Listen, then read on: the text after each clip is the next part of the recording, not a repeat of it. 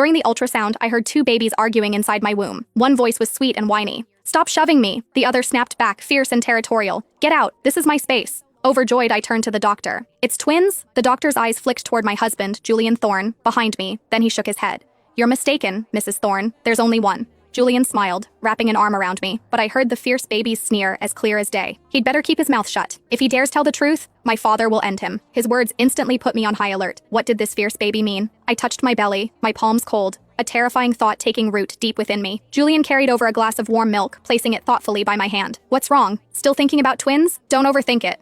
The doctor said there's only one. Let's just focus on nurturing this one." His smile was gentle, his eyes full of adoration, exactly as they were when I first met him. I lowered my gaze, hiding the coldness in my eyes, and obediently took the milk. Then I asked, feigning nonchalance, "Julian, a friend of mine is also pregnant, and she's having twins. Wouldn't it be wonderful if we had two babies too?" I stared intently at his face, not wanting to miss any expression. His hand, holding the mug, paused. "Twins are too risky. I just want you and our baby to be safe and sound." His voice was still gentle, but tight with tension. That night, I pretended to be asleep in bed. Julian tiptoed in, believing I was truly asleep. He seemed to be calculating something. I stiffened, barely daring to breathe. The soft baby whimpered. "I'm scared." The fierce baby immediately soothed. "Don't be. Just stay put. Don't let him find me." A cold dread settled in my stomach. The fierce baby was afraid someone would discover him? Was he afraid of Julian? Just then, I heard Julian let out a barely audible sigh, then turn and walk out of the room. The next day, Julian told me he'd gotten me a new cell phone. "Less radiation, better for the baby," he said, smiling. I looked at the old-fashioned phone, so basic it could only make calls and send texts. Less radiation, or easier to monitor? He took my old phone, skillfully formatting all the data. My heart sank, piece by piece. Within 2 days, Julian's mother, Amanda, suddenly moved into our villa.